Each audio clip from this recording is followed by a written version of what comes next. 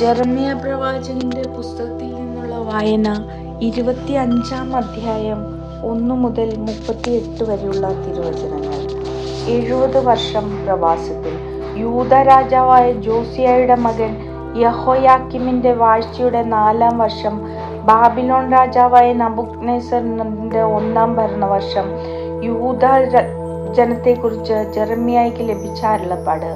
Jeremiah പ്രവാചകൻ യൂദായിലെ ജനത്തോടും Jerusalem നിവാസികളോടും പറഞ്ഞു: യൂദ രാജാവും ആമോന്റെ പുത്രനുമായ ജോസിയായുടെ വാഴ്ചയുടെ 13-ാം വർഷം മുതൽ ഇന്നുവരെ 23 വത്സരം ദൈവത്തിന്റെ അരുളപ്പാട് എനിക്ക് ഉണ്ടാവുകയും ഞാൻ അവ നിങ്ങളെ നിഷ്ഠയോടുകൂടെ അറിയിക്കുകയും ചെയ്തു. എന്നാൽ നിങ്ങൾ കേട്ടില്ല. കർത്താവ് എൻ്റെ ദാസന്മാരായ പ്രവാചകന്മാരെ ഇടവിടാതെ നിങ്ങളുടെ അടുത്തേക്ക് അയച്ചെങ്കിലും നിങ്ങൾ അവരെ ശ്രദ്ധിക്കുക പോലുമോ ചെയ്തില്ല. അവർ പറഞ്ഞു: നിങ്ങൾ ദുർമാർഗവും ദുഷ്പ്രവൃത്തിയും ഉപേക്ഷിച്ച് പിന്തിരിയുക. എങ്കിലും നിങ്ങളുടെ പിതാക്കന്മാർക്കും നിങ്ങൾക്കും കർത്താവ് പണ്ട് എന്നേക്കുമായി നൽകിയ ദേശത്ത് നിങ്ങൾക്ക് വസിക്കാം. അന്യദേവന്മാരെ സേവിക്കുകയും ആരാധിക്കുകയും അരുത്. നിങ്ങളെ കരവേല കൊണ്ട് എന്നെ പ്രകോപിപ്പിക്കുകയും അരുത്. അപ്പോൾ ഞാൻ നിങ്ങൾക്ക് അനർത്ഥം വരുത്തുകയില്ല. എന്നാൽ നിങ്ങൾ എൻ്റെ വാക്ക് കേട്ടില്ല. നിങ്ങളുടെ തന്നെ നാശത്തിനായി നിങ്ങളുടെ കരവേല കൊണ്ട് എന്നെ പ്രകോപിപ്പിക്കുകയാണ് ചെയ്തത്. കർത്താവ് അരുളിച്ചെയ്യുന്നു. അതിനാൽ സൈന്യങ്ങളുടെ കർത്താവ് അരുളിച്ചെയ്യുന്നു: നിങ്ങൾ എൻ്റെ വചനം കേൾക്കാതിരിക്കുന്നതിനാൽ ഉത്തരദേശത്തെ വംശങ്ങളെയും ബാബിലോൺ രാജാവായ എൻ്റെ ദാസൻ നബൂഖദ്നേസറിനെയും ഞാൻ വിളിച്ചു വരുത്തും. ഞാൻ ഈ ദേശത്തെയും ഇതിലെ നിവാസികളെയും ചുറ്റുമുള്ള ജനതകളെയും നിശേഷം നശിപ്പിക്കും. ഞാൻ അവരെ ഒരു ബീഭത്സ വസ്തുവും പരിഹാസ വിഷയവും ശാശ്വത നിന്ദാപാത്രവുമാക്കും. ഞാൻ അവരിൽ നിന്ന് ആനന്ദഘോഷവും ഉല്ലാസത്തിമിർപ്പും മണവാളന്റെയും മണവാട്ടിയുടെയും സ്വരവും തിരികല്ലിന്റെ ഒച്ചയും വിളക്കിന്റെ വെളിച്ചവും നീക്കിക്കളയും. ഈ ദേശം നശിച്ച് ശൂന്യമാകും. ഈ ജനതകൾ ബാബിലോൺ രാജാവിന് 70 വർഷം ദാസ്യവൃത്തി ചെയ്യും.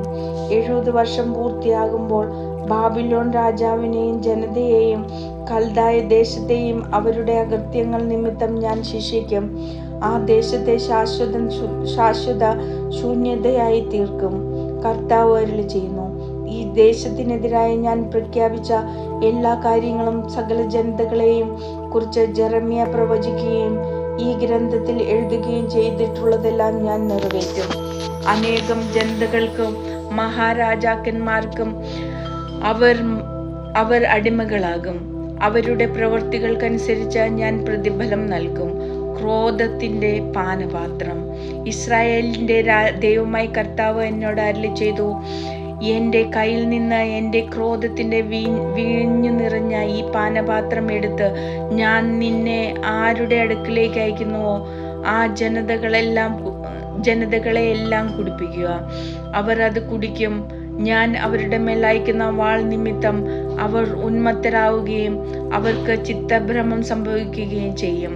ഞാൻ കർത്താവിൻ്റെ കയ്യിൽ നിന്ന് പാനപാത്രം എടുത്ത് അവിടുന്ന് എന്നെ ആരുടെ അടുത്തേക്ക് അയച്ചോ ആ ജനതകളെയെല്ലാം കുടിപ്പിച്ചു.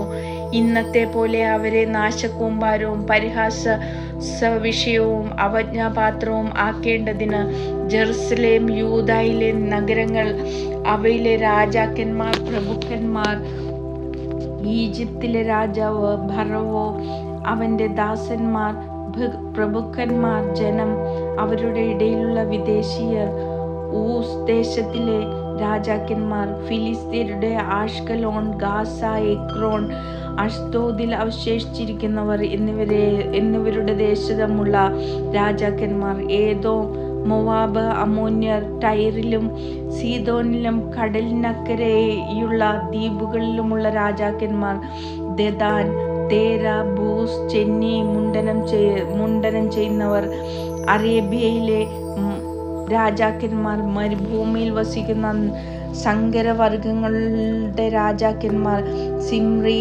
ഏലോം, മേദിയ എന്നിവിടങ്ങളിലെ രാജാക്കന്മാർ എന്നിവരെയും ഉത്തരദേശത്ത് അടുത്തും അകലെയുമുള്ള രാജാക്കന്മാർ, ഇങ്ങനെ ഭൂമുഖത്തുള്ള ഓരോരുത്തരെയും സകല ജനതകളുടെയും ഞാൻ കുടിപ്പിക്കും.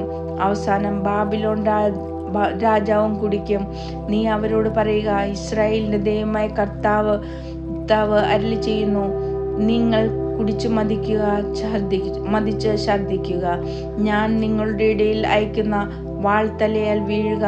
നിങ്ങൾ പിന്നെ എഴുന്നേൽക്കുകയില്ല. നിന്റെ കയ്യിൽ നിന്ന് കുടിക്കാൻ അവർ മടിച്ചാൽ നീ പറയണം, നിങ്ങൾ കുടിച്ചേ തീരൂ എന്ന് സൈന്യങ്ങളുടെ കർത്താവ് അരുളി ചെയ്യുന്നു. എൻ്റെ നാമം ധരിക്കുന്ന നഗരത്തിന് ഞാൻ അനർത്ഥം വരുത്താൻ പോകുമ്പോൾ നിങ്ങളെ വെറുതെ വിടുമെന്ന് കരുതുന്നുവോ? നിങ്ങൾ ശിക്ഷ അനുഭവിക്കുക തന്നെ ചെയ്യും. ഇതാ, ഭൂമുഖത്തുള്ള സകല ജനതകളുടെയും മേൽ ഞാൻ വാൾ അയക്കാൻ പോകുന്നു. സൈന്യങ്ങളുടെ കർത്താവാണ് ഇത് അരുളി ചെയ്യുന്നത്. ഞാൻ പറഞ്ഞതെല്ലാം നീ അവരോട് പ്രവചിക്കുക. കർത്താവ് ഇടങ്ങളിൽ നിന്ന് ഗർജിക്കുന്നു. വിശുദ്ധ സ്ഥലത്ത് നിന്ന് അവിടുത്തെ ശബ്ദം മുഴങ്ങുന്നു. നിന്റെ അജഗണത്തിനെതിരെ അവിടുന്ന് ഉച്ചത്തിൽ ഗർജിക്കുന്നു. മുന്തിരിച്ചക്ക് ചവിട്ടുന്നവരുടെ അട്ടഹാസം പോലെ സകല ഭൂവാസികൾക്കും എതിരെ അവിടുന്ന് ശബ്ദമുയരുന്നു. അവിടുത്തെ ശബ്ദം ഭൂമിയുടെ അതിർത്തികൾ വരെ മുഴങ്ങി കേൾക്കാം. കർത്താവ് ജനതകൾക്കെതിരെ കോപിച്ചിരിക്കുന്നു. അവിടുന്ന് സകല ജനപദങ്ങളെയും വിധിക്കുന്നു. ദുഷ്ടരെ അവിടുന്ന് വാളിനിരയാക്കും. കർത്താവ് അരുളി ചെയ്യുന്നു. സൈന്യങ്ങളുടെ കർത്താവ് അരുളി ചെയ്യുന്നു. ഇതാ, അനർത്ഥം ജനതകളിൽ നിന്ന് ജനതകളിലേക്ക് വ്യാപിക്കുന്നു. ദിഗന്ധങ്ങളിൽ നിന്ന് ഭീകരമായ കൊടുങ്കാറ്റ് പുറപ്പെടുന്നു. ആ ദിവസം കർത്താവ് വധിച്ചവർ ഭൂമിയുടെ ഒരറ്റം മുതൽ മറ്റേ അറ്റം വരെ ചിതറിക്കിടക്കും. ആരും അവരെ ഓർത്ത് വിലപിക്കുകയോ അവരെ എടുത്ത് സംസ്കരിക്കുകയോ ചെയ്യുകയില്ല. വയലിൽ വളം വിതറിയ പോലെ അവർ കിടക്കും. ഇടയന്മാരെ അലമുറയിട്ട് നിലവിളിക്കുവിൻ. അജപാലകരെ ചാരത്തിൽ കിടന്നുരുളുവിൻ. നിങ്ങളുടെ വധദിനം വന്നിരിക്കുന്നു. കൊഴുത്ത ആടുകളെ പോലെ നിങ്ങൾ കൊല്ലപ്പെടും. ഇടയന്മാർക്ക് ഓടി ഒളിക്കാനോ അജപാലകർക്ക് രക്ഷപ്പെടാനോ ഇടം കിട്ടുകയില്ല. ഇതാ, ഇടയന്മാർ നിലവിളിക്കുന്നു, അജപാലകന്മാർ ഉച്ചത്തിൽ വിലപിക്കുന്നു. എന്തെന്നാൽ കർത്താവ് മേച്ചിൽ സ്ഥലങ്ങൾ നശിപ്പിക്കുന്നു. പ്രശാന്തമായിരുന്ന ആലകൾ കർത്താവിന്റെ ഉഗ്രകോപത്തിൽ നാശകൂമ്പാരമായിരിക്കുന്നു. സിംഹം ഗുഹ വിട്ടിറങ്ങിയിരിക്കുന്നു. യുദ്ധത്തിന്റെ ഭീകരതയും അവന്റെ ഉഗ്രകോപവും നിമിത്തം അവരുടെ ദേശം ശൂന്യമായിരിക്കുന്നു.